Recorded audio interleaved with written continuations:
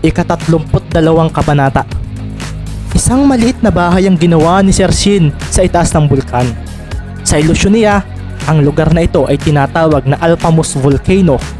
Isang aktibong bulkan, ngunit mahina lamang ang pagsabog at tanging ang mangilan-ngilan lamang na pagdaloy ng lava mula sa bunganga nito ang nangyayari.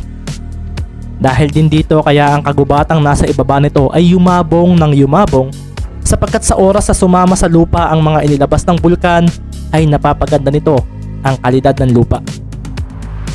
Kumusta na kaya sila? 3 araw? Makakarating kaya sila rito? Tanong ni Sir Shin sa kanyang sarili na biglang nagpalabas ng 2 may kalakihang mapuputing itlog. Saglit siyang lumabas at naghanap ng isang maliit na bukal at nang makakita siya ay napangiti siya.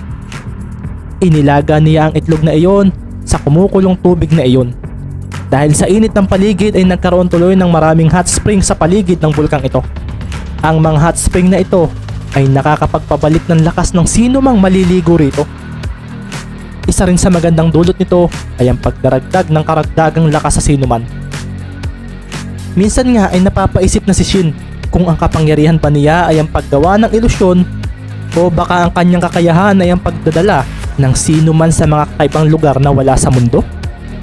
Illusion ang ability ko, ito ang alam ko, sabi niya sa sarili na napangiti dahil napansin niyang tila naluto na kaagad ang itlog na inilalaga niya. Kumusta na kaya ang 4 na iyon? Sabi niya habang binabalatan ng itlog matapos makabalik sa loob ng bahay na ginawa niya. Asiam Forest. Ito ang kagubatang lumilibot sa Alpamos Volcano. Kagaya rin ito ng mga tipikal na kagubatan sa totoong mundo. Subalit ang kaibahan lang sa lugar na ito, ang lahat ng mga hayop na natural na namumuhay rito ay nagtataglay ng mga pambihirang lakas at abilidad. Mas malakas rin ang mga ito sa normal. Halimbawa na lamang, ang isang insektong napakaliit sa kagubatang ito ay kasing laki ng isang normal na tao. Habang ang malalaking hayop naman ay ang mga higante sa lugar na ito. Walang aura o anuman ng mga ito sapagkat natural lamang ang lakas ng mga ito para sa isang lugar na malaya silang namumuhay. Hindi ito napansin ng 4 na estudyante kanina dahil itinuro na niya kaagad ang bulkan at agad siyang umalis. Ngunit kung titingnan nila ng mabuti ang kagubatan ay makikita nila mula sa itaas ang mga naglalakihang hayop na kasing laki na ng mga puno rito. Magandang lugar para magsanay kayo. Sa loob ng 3 araw, baka hindi kayo makatulog at baka puro pagtakbo palagi ang inyong gawin, sabi ni Shin na agad na kinagat ang binalatang itlog. Napangiti siya nang nguyain ang malinamnam na lasa noon. Nanunuot sa kanyang dila ang hindi kalambutang tekstura ng puti nito, habang ang malinamnam na lasa ng dilaw nito ay humahalo rito na mas nakakapagbigay ng mas pinabagay na sarap sa pagkaing ito. Napakasarap talaga ng itlog ng gintong gangsa, sabi ni Sir Shin sa sarili na mabilis na inubos ang kinakain niyang unang itlog. Makikita sa mukha nito ang saya habang kumakain noon. Mabilis na tumalon papalayo si Freya matapos bigyan ng isang malakas na suntok ang higanting gorilya. Kanina lang ay halos matalo na siya. Nang mga sandaling iyon, nararamdaman niya na mas malakas siya kumpara kanina at naging mas magaan din ang kanyang pagkilos. Green aura. Hindi na masama, wika ni Freya habang pinagmamasdan sa mga palad niya ang aura na kakulay ng mga dahon ng mga punong nakikita niya rito. Pakiramdam niya ay marami siyang aura sa kulay na ito. Pakiramdam din niya ay hindi siya mauubusan ng atake sa estadong ito. Napaatras na lang siya nang maramdaman ang paggalaw ng higanting gorilyang nasa kanyang harapan. Mabilis itong tumayo sa pamamagitan ng biglaang pagtalon pa itaas. Tila isang malakas na lindol ang kanilang naramdaman nang bumagsak ito nang nakatayo. Tinambol muli nito ang dibdib nito at isang malakas na sigaw ang pinakawalan nito. Nagtatalon ito na nagtatalon kaya patuloy na yumanig ang buong paligid. Napatingin din ito kay Freya at bigla na lamang umusok ang butas ng ilong nito. Ngumisi naman ang dalaga at pinalibutan muli niya ang kanyang sarili ng kanyang blue flame na sinamahan din ng kanyang green aura. Magpahinga muna kayo riyan. Ibigay ninyo sa akin ang isang ito. Malakas at seryosong sinabi ni Freya kina Luke at Enma na nasa likuran niya. Napako yung silok ng kanyang kamao dahil tila ang baba ng tingin ni Freya sa kanila. Ngunit wala rin naman siyang magagawa. Maraming aura ang nawala sa kanya dahil sa atake niyang ginawa kanina at hindi man lang natinag ang kalaban dito. Lumayo muna tayo, Luke. Wika naman ni Enma na lupaypay ang dalawang braso dahil sa pinsalang dinulot ng kanyang atake. Napatingin din siya sa direksyon ni Beast na hindi nila alam kung bakit hindi pa bumabangon ng mga oras na iyon. Nakita rin nila na nawala na ang apoy na ibinato ni Freya roon. Iniamang na ng higanteng gorilya ang kanyang kamao habang nakatingin sa babaeng may asul na buhok sa harapan nito. Doon ay buong lakas at bilis niya itong binigyan ng malakas na suntok. Huminga sandali ng malalim si Freya. Pinakiramdaman niya ang apoy at aura niyang dumadaloy sa buo niyang katawan. Nang sandaling iyon, ang kanyang aura at apoy ay unti-unting napupunta sa kanyang kanang kamay. Ibinukas niya ang kanyang palad nang maramdamang ang lakas na ng hangin nagmumula sa papalapit na kamao ng kalaban. Hindi ako tatakbo, hindi rin kita iiwasan, sabi ni Freya na punong-puno ng kumpiyansa sa bago niyang kakayahan. Mas dumali ang kanyang kapangyarihan at mas lumiyab ang kanyang aura. Kumawala na rin ang malakas na hangin mula sa kanyang kinatatayuan. Dumiretso ang suntok ng gorilya at sinalag naman iyon ng kanang palad ni Freya. Sa pagtama ng mga iyon sa isa't isay, siya namang pagsabog ng napakaraming apoy sa paligid. Isang malakas na hangin din ang kaagad na bumulwak na halos magpatumba sa mga punong nasa paligid. Hindi lang iyon, ang kinatatayuan ni Freya ay biglang lumubog at ang lupang nakapalibot sa kanya ay tila umangat ng umangat hanggang sa magkabitak-bitak. Sina Luke at Enma seryoso namang nakatingin sa nangyayari. Hindi sila makapaniwala. Aminado silang para sa kanila ay napakalakas ng higanteng gorilyang kalaban nila. Ngunit nang makita nila si Freya na gamit ang green aura nito, tila ba naging sisiw na lang ito para rito. Gamit ang lakas at ang kapangyarihan, nagawang salagi ni Freya ang ataking iyon. Sandaling sumulyap si Freya sa direksyon ni Beast at bahagya siyang nainis. Nasaan ka? Pagmasdan mo ang lakas ko, sabi ni Freya sa sarili na biglang sumigaw ng malakas dahilan upang ang gorilya ay magawa niyang maitulak. Nabigla ang gorilya sa lakas ng babaeng may asul na buhok. Dumausdo sa mga paa niya dahil nararamdaman niyang hindi niya mabuwag ang lakas ng kaharap niyang maliit na nilalang. Tapos ka na, sigaw ni Freya at kumawala ang napakalawak nitong green aura. Ang gorilya ay buong lakas niyang itinulak dahilan upang mawalan ito ng balanse at mapaatras ng hindi inaasahan. Mabilis namang naglaho si Freya at bigla siyang lumitaw sa harapan ng sikmura ng gorilyang patuloy sa pag-atras dahil hindi nito mapigilan ng sariling mapagalaw ang mga paa. Ikinuyom niya ang kanyang kamao at ang kanyang asul na apoy ay inikutan ng kanyang kanang balikat patungo roon. Kasabay rin noon ay ang pagsama ng maraming green aura rito. Bago pa man makatayo ng maayos ang kalaban, binigyan na niya ito ng isang napakalakas na lumiliyab na suntok. Napanganga naman sina Enma at Luke nang masaksihan iyon. Nakita nila kung paano niyupi ng suntok ni Freya ang sikmura ng malaking gorilya.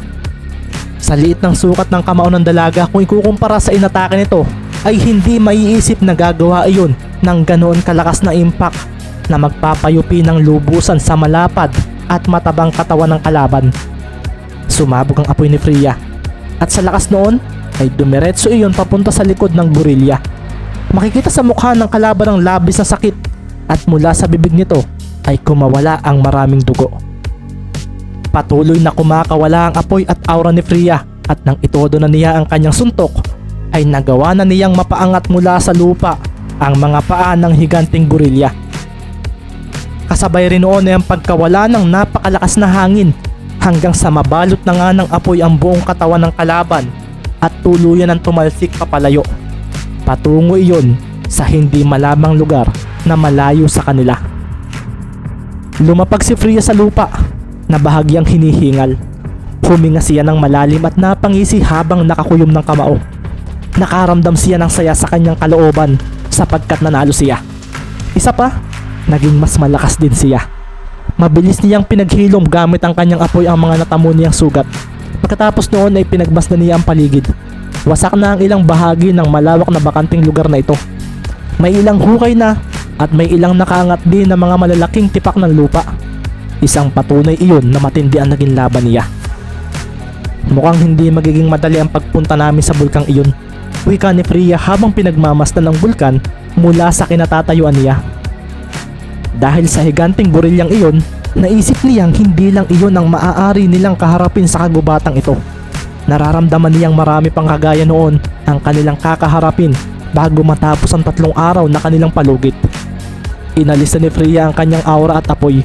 Pagkatapos ay bahagya siyang nainis dahil hindi man lang nakita ni Beast ang kanyang ginawa. Isa pa, hindi niya alam kung bakit hindi man lang ito nagising. Pinagaling ni Freya ang mga braso ni Enma habang pinabayaan naman niya ang ilang galos ng kanyang pinsan. Nanatili siyang inis dito dahil hindi niya gustong kasama ito. Pagkatapos niyon ay kay Beast naman napatuon ng kanilang atensyon. Tulog na tulog ito at hindi nila alam kung bakit. Maayos naman ang itsura nito at wala namang matinding sugat na tinamo. Pasimpleng sinipa-sipa ni Freya ang binata, ngunit hindi naman ito nagising. Hindi ba iyan natulog kagabi? Tanong ni Enma habang nakaupo sa tabi ni Beast. Inalala naman ni Freya kung umalis si Beast kagabi o kung maaga itong lumabas kaninang umaga. Ngunit mabilis din naman niyang iwinaglit iyon dahil bakit daw ba niya aalamin pa iyon? Nagkakataon lang daw na nakikita niya na lumalabas at tumatakas ito sa dormitoryo kapag ang lahat ay tulog na. Kagaya ng lagi niyang nakikitang ginagawa nito, nakikita ni Freya na madalas na nagsasanay si Beast. Parang wala nang inatupag ang binata kundi iyon na lamang kapag sila ay nasa dormitoryo. Pero bakit nga ba hindi pa nagigising si Beast? Kasalukuyang nasa gitna ng isang malawak na disyerto si Beast. Akala niya ay gising na siya at wala siyang kaalam-alam na nananaginip siya ng mga sandaling iyon. Wala rin siyang maalala na panaginip niya na nasa isa siyang kagubatan at nasa isip niyang ito ang realidad. Kanina pa siyang naglalakad at nakakaramdam na si Beast ng uhaw. Pawisan din siya dahil sa tindi ng init na dulot ng tirik na sikat ng araw. Nasaan ang dulo nito? Ito ang tanong niya sa kanyang sarili na nakakaramdam na ng pagod. Ilang oras na niyang ginagawa ito, ngunit hindi niya alam kung bakit tila hindi siya umaalis sa kanyang kinatatayuan. Nagpatuloy siya sa paglalakad. Ngunit habang tumatagal ay nangihina ang kanyang tuhod. Ang mga paa niyang tuyong-tuyo na dahil nakalubog palagi sa buhangin ay tila nawawalan na rin ng lakas. Uhaw na ako. Napaluhod na siya at napagapang dahil sa pagod. Ano bang lugar ito? Bakit mag-isa ako? Ngunit napatingin siya sa kawalan nang siya ay mapadapa. Matagal na nga pala siyang mag-isa. Wala siyang kinagis ng pamilya. Nang magkaisip siya ay nasa kagubatan na siya. Ni alaala na nagdala sa kanya roon ay wala sa memorya niya. Isa pa ring malaking blanko sa utak niya ay kung saan siya nagmula. Kung may magulang ba siya o kung bakit siya mag-isa. Minsan nakakakita siya ng mga bata o isang individual na kasama ang mga magulang nila. Pamilya. Ito ang tawag sa mga ito. May nanay, may tatay, at kasama ang anak nito. Minsan din ay maraming anak at ito ang tinatawag na kapatid. Sa tuwing makakakita nga siya ng ganito, ay pinipili na lang niyang bumalik sa gubat. Iniisip niya kung ano ba ang pakiramdam ng may magulang, ng may kapatid na kasama. Wala siyang ideya. Hindi rin niya masasagot iyon dahil sa kagubatan siya na buhay. Mag-isa siya at tanging mga hayop lamang ang lagi niyang kasama. Walang emosyong makikitang madalas kay Beast, subalit ng sandaling iyon, nakaramdam siya ng lungkot. Bumalik sa alaala niya ang nakaraan niya na siya ay palaging mag-isa. Kahit sa disyertong ito, wala rin siyang kasama. Wala siyang mahingian ng tulong. Uhaw na siya at labis ang pagod. Ngunit tila sarili lang niya ang kanyang maaasahan. Sanay na akong mag-isa. Wala akong pamilya. Pero hindi ko hayaang mamatay ako rito. Pinilit ni Beast na makabangon at nilabanan ang kanyang pagod. Sa muli niyang pagtayo ay buong lakas niyang inihakbang ang kanyang mga paa habang tumatakbo sa utak niya ang kagustuhan niyang mabuhay. Hindi raw ang disyertong ito ang pipigil sa kanyang mabuhay. Nagawa akong mabuhay ng mag-isa, kaya imposibleng hindi ko kayanin ito. Wika niya na pinilit maikuyom ang kanyang mga palad. Nanunuyo na ang kanyang lalamunan at mga labi. Makikita sa mukha niya ang panghihina, ngunit dahil sa kagustuhan niyang mabuhay at makaalis sa lugar na ito, biglang lumabas ang aura ni Beast nang hindi inaasahan.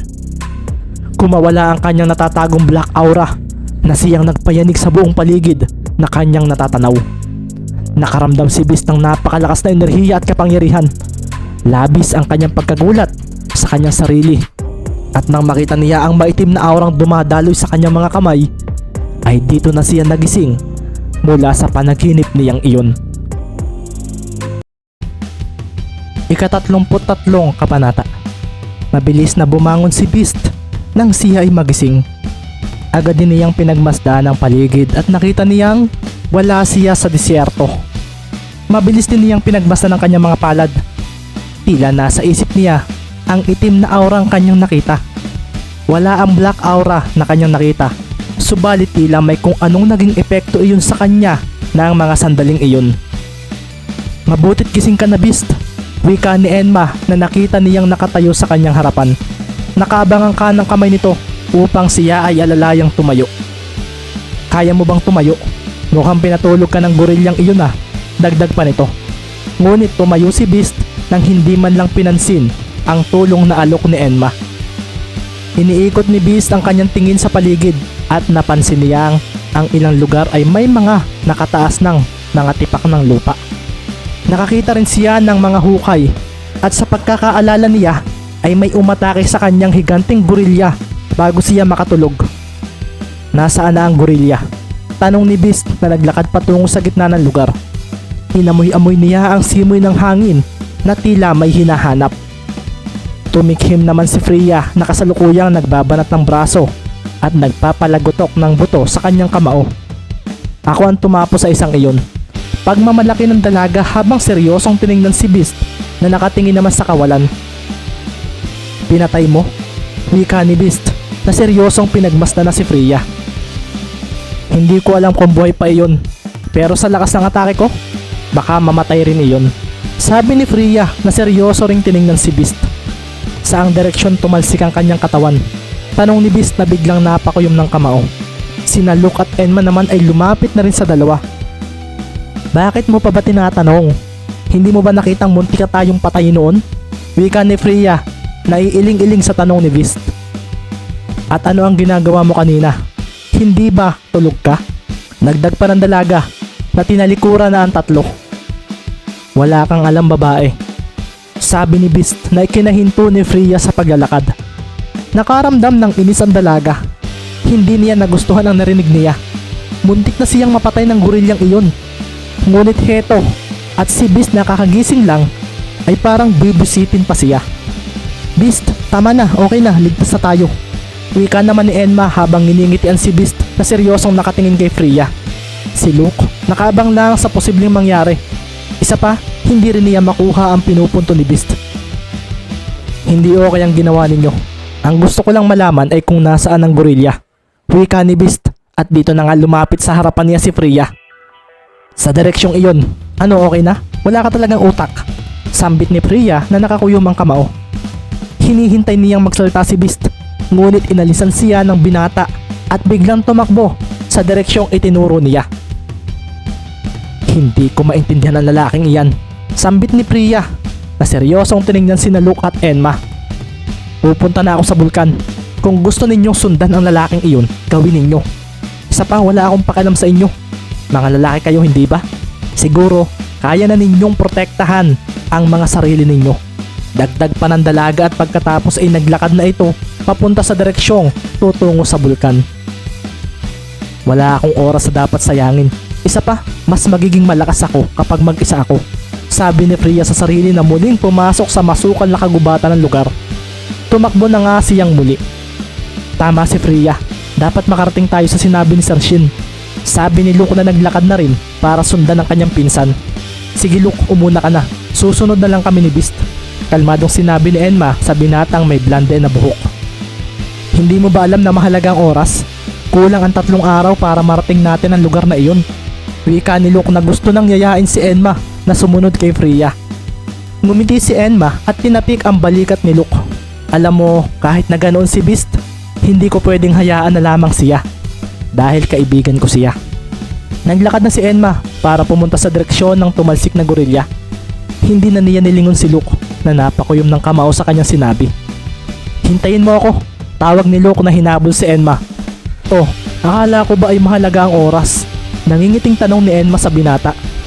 Hindi naman sumagot si Luke, basta naglakad na lang sila para sundan si Beast. Nagbago ka na ng bahagya, Luke. Mahina pang sinabi ni Enma habang nakangiti rito. Habang binabaybay ni Beast ang kagubatan, ay may narinig siyang kumakaluskos sa mga punong nilalampasan niya. Mabilis niya iyong hinanap habang tumatakbo ng mabilis at dito na nga tumambad sa kanya ang mga naglalakihan at naghahaba ang ahas na kulay itim. Kung titingnan ang laki nito ay kayang-kaya siyang sakmalin nito sa isang subuan. Nakita ni Beast na sinusundan siya nito, pero naging kalmado lamang siya at mas inalerto ang kanyang pakiramdam. Kung kanina ay hindi niya kaagad napansin na may aataking tatama sa kanila, sa pagkakataong ito, handang-handa na siya. Bigla na ngang umatake ang isang mahabang ahas na ipinulupot sa isang sanga ang dulong katawan nito. Bumitin ito roon at mabilis na inatake si Beast. Wala akong gagawing masama sa iyo, sambit ni Beast na nagpatuloy sa pagtakbo. Nang akmang tutuklawin na siya ng ahas, ay bigla itong tumigil at bumalik na lamang sa puno. Ganoon din ang mga kasama nito. Agad nga nagtago ang mga ito sa loob ng mayayabong na dahon ng mga pinagbibitinan nila. May mga nakasalubong din si Beast na isang grupo ng mga mababangis na baboy na halos kasing taas niya ang sukat. Ngunit kagaya ng nangyari sa ahas, nang aatakihin na siya ng mga ito, ay bigla na lang ding hindi tumuloy ang mga ito. Alam ni Beast kung ano ang dapat niyang gawin sa gubat na ito. Batid niyang normal lang ang atakihin ng mga mababangis na hayop dito. Iyon ay dahil ito ang kanilang teritoryo. Nais lamang ng mga itong protektahan ng kanilang tirahan laban sa mga nangihimasok. Ito ang batas ng kagubatan na alam ni Beast dahil dito siya namuhay. Kailangan lang niyang iparamdam sa mga hayop na wala siyang gagawing masama sa mga ito at sa gubat. Kaya rin niyang paamuin ng mga ito ngunit hindi pa iyon ang oras para gawin iyon. Ang gusto lang niyang malaman ay kung buhay pa ang higanting gorilya. Nagmamadali siya para mabilis niyang matulungan ito. Isang hayop lang ang alam niyang hindi agad niya mapapasunod o mapapaamo sa kagubatang ito. Alam rin niyang wala sa lugar na ito ang isang iyon dahil malayang nakakagala ang mga hayop dito. Malalaman na lang niyang malapit siya rito kapag mga tunay na mababangis ng hayop ang aatake sa kanila sa lugar na ito. Mas binilisan pa ni Beast ang pagtakbo hanggang sa makatanaw siya ng liwanag sa dulo ng gubat. Nakakarinig din siya ng pag-agos ng tubig mula roon at nang makita niya iyon, tumambad sa kanya ang isang ilog na may malinaw na tubig na dumadaloy rito. Agad siyang tumakbo palapit doon at pinagmasdan ang tubig na umaagos dito. Nakita niya ang kanyang sarili. Pagkatapos ay umupo siya at sumalok ng tubig gamit ang kanyang dalawang kamay. Uminom siya ng tubig upang mawala ang kanyang naramdamang pagkauhaw. Nakarami siya ng inom at pagkatapos ay tumayo na siya. Bigla naman siyang nakarinig ng isang mahinang ungol ng kung ano sa hindi kalayuan. Nang lumingon nga siya sa kanyang kaliwa sa hindi kalayo ang tabi ng ilog, ay nakita niya ang isang dambuhalang gorilya na nakadapa roon. Makikitang nauka ang lupang binagsakan nito at nakikita rin niyang pinaliligiran ito ng ilang ding mga hayop na nakatira rito. Dito na nga siya tumakbo upang lapitan ito. Ang mga naglalakihan at iba't ibang hayop na naroon ay napatingin kay Beast. Bago pa man nila ito subukang atakihin, ay nakaramdam ang mga ito ng kakalmaduhan dito. Wala ni isa ang hinarangan si Beast habang papalapit sa higanting gorilya na halos magpilit ng imulat ang mga mata. Ramdam ng gorilyang ito ang sakit ng kanyang buong katawan dahil sa atake ng babaeng may asul na buhok na tumalo sa kanya. Si Beast pumunta sa harapan ng mukha ng gorilya. Tila papalag ang higanting hayop dahil naalala niya ito. Ngunit nang hawakan siya sa noo nito ay may kung anong enerhiya ang biglang dumaloy sa loob ng katawan nito. Hinaplos-haplos ni Beast ang buhok ng gorilya. Pinapanood naman siya ng mga hayop na naroon. Dito'y dahan-dahang gumalaw ang gorilya at dahil naramdaman itong naglaho na ang sakit na dinulot ng laban kanina ay bumangon na ito ng malumanay. Kanya-kanya naman ang huni at ingay ang mga hayop na nakapaligid dito. Pinaikutan nila si Beast na kalmado namang pinagmamasdan ng bawat isa. Bumabalik tuloy sa alaala ng binata ang kanyang buhay sa gubat. Ang mga hayop ang naging kasama niya sa halos lahat ng oras. Ang mga hayop ang naging pamilya niya habang siya ay lumalaki sa lugar na iyon. Bahagyang yumanig ang paligid nang lumakad ang higanteng gorilya patungo sa ilog. Uminom ito ng tubig at pagkatapos ay bumalik sa kinatatayuan ni Beast. Seryoso nga nitong pinagmasdan ng binata. Ipagpaumanhin mo ang paggambala namin sa lugar ninyo. Ako na rin ang humihingi ng paumanhin sa ginawa nila sa iyo kanina. Kalmadong wika ni Beast sa gorilya habang nakatingin sa mga mata nito. Dito'y umupong sa tabi niya ang gorilya at inilahad ang malaki nitong palad sa tabi ni Beast. Nakuha naman agad iyon ng binata.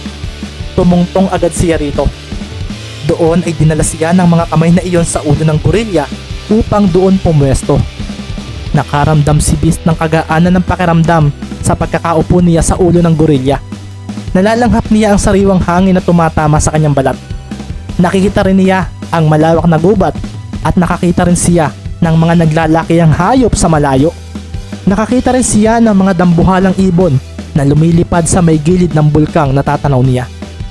Tila kinausap ng gorilya ang ilang hayop na nasa harapan nila at pagkatapos ay nagtakbuhan pa loob ng gubat ang mga unggoy na halos kasing laki niya.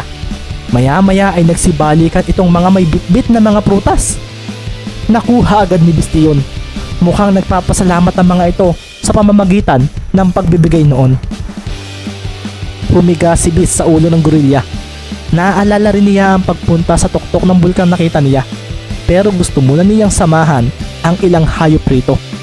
Hinahanap-hanap niya ito magmula nang makapasok siya sa Fury School. Ang pakiramdam na kasama ang mga hayop sa gubat na tulad nito. Gusto ko munang samantalahin ito. Pagkatapos, pupunta na ako sa itaas ng bulkan. Sabi ni Beast sa sarili na bahagyang ipinikit ang kanya mga mata. Samantala, sina Enma at Luke ay kasalukuyan namang napapalibutan ng napakarami at naglalakihang ahas nang sundan nila si Beast. Nagliliwanag ang kanilang mga asul na aura at nakahanda kung sakaling atakihin sila ng kalaban. Kinain na ba ng mga ito si Beast? Imposibleng malampasan niya kaagad ang maraming bilang ng mga naglalakihang ahas na ito. Sabi ni Enma na mabilis na ginawang espada ang dalawa niyang braso. Hindi ko alam, pero kailangan nating mabuhay dahil kung hindi, patay tayo. Sambit ni Luke na mabilis na tumalon sapagkat tutuklawin na siya ng isa sa mga naglalakihang ahas. Ang bawat isa roon ay umiikot ang mahabang katawan sa mga sanga ng puno. Nang nasa ere si Luke, ay hindi rin siya nakaligtas sa mga atake. Sinugod din siya ng napakaraming ahas mula roon.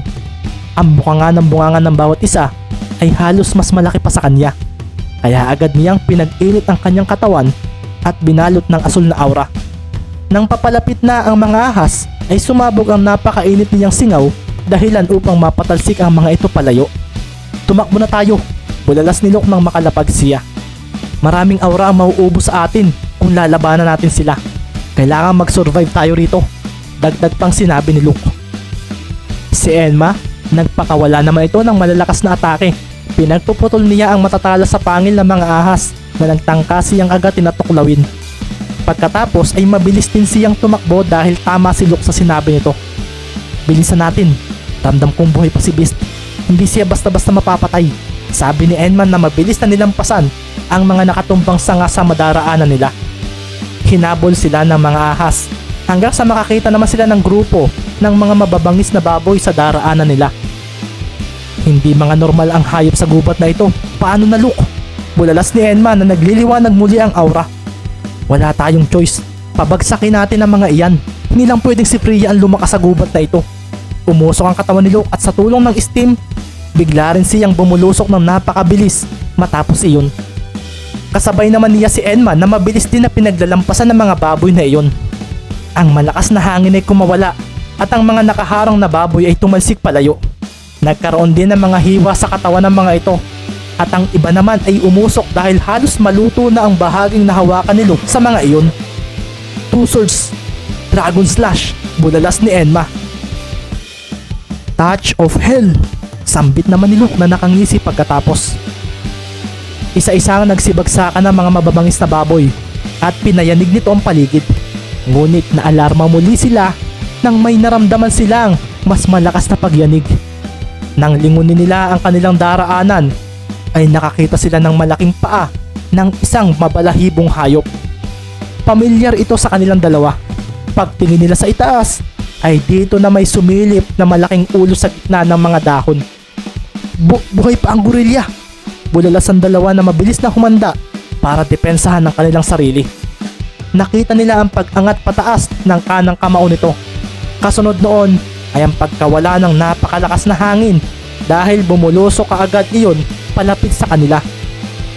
Nagliliwanag lalo ang aura ng dalawa. Huli na ang lahat para sila ay tumakas. Kailangan nilang makaligtas para mabuhay at ang tanging magagawa nila ay ang ibigay ang natitira nilang mga aura. Mula nga sa kung saan, biglang may napakalakas na asul na apoy ang biglang tumama sa katawan ng gorilya. Dahilan upang mapaatras ito. Sina Luke at Enma ay napalingon kaagad sa kanilang likuran dahil kilala nila ang gumawa noon. Kung pwede ko lang kayong iwanan ay ginawa ko na. Kaso hindi pwede. Magagalit sa akin ang aking ama dahil hindi rin ito gawain ng isang hero. Malakas na sabi ni Freya na nilampasan ng dalawa matapos itulak ang mga ito para mabigyan siya ng madaraanan. Paano ka nakabangon? Pinapahanga mo akong gorilya. Bulalas si Freya na kumawala kaagad ang malakas niyang green aura. Pinahangin nito ang paligid. Kasama rin ang kanyang apoy, ibinalot niya rin ito sa kanyang katawan. Kumuyom ang kanan niyang kamao at sa isang kisap ng mata ay lumitaw siya sa harapan ng malaking ulo ng malaking gorilya. Nagliyab agad ang kanyang kamao at dito'y buong lakas niyang sinuntok ito. Ngunit bago pa man iyon tumama ay may mga kamay ang biglang hinawakan ng kanyang kamao. Nang makita niya ito ay bahagya siyang nagulat dahil si Beast ito nakasalukuyang nakatayo sa ulo ng gorilyang gusto niyang pabagsakin. Itigil mo iyan. Hindi gusto ng mga hayop dito na saktan tayo. Gusto lang nilang protektahan ng kanilang tahanan. Kaya itigil mo na ang kahibangang ito, babae. Seryosong sinabi ni Beast na ikinadilim ng paningin ni Freya lalo na nang marinig niya ang bansag nito sa kanya. Ano ba ang alam mo? Bakit pa pinoprotektahan mo ang mga hayop na gustong pumatay sa atin? Inis namang tugon ng dalaga. Seryosong nagtinginan ng mga mata ng dalawa. Parehong ayaw magpatalo subalit ang katigasan ni Freya ay naglaho nang biglang sumagot si Beast. Dahil sa gubat ako iniwanan ng kung sinong nagluwal sa akin at ang mga hayop, sila ang naging kasama ko hanggang sa ako'y lumaki. Sila ang naging pamilya ko. Sa sinabing iyon ni Beast ay siya ring paglabas dahan-dahan ng aura niya. Nagliwanag ang kanyang katawan habang si Freya mabilis namang naglaho ang aura at ang apoy nito dahil sa narinig mula sa binata. Hindi niya maintindihan pero may kung ano siyang naramdamang tila karayom na tumusok sa kanyang puso habang nakatingin sa mga mata ni Beast. Mga mata iyon ng kalungkutan.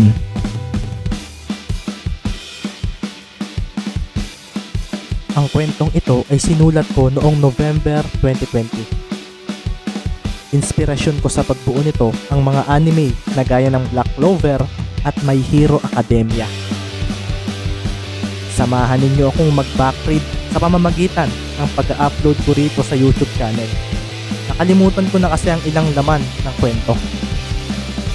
At upang may pagpatuloy ito ang naisipan kong gawin, ang i-upload ito rito.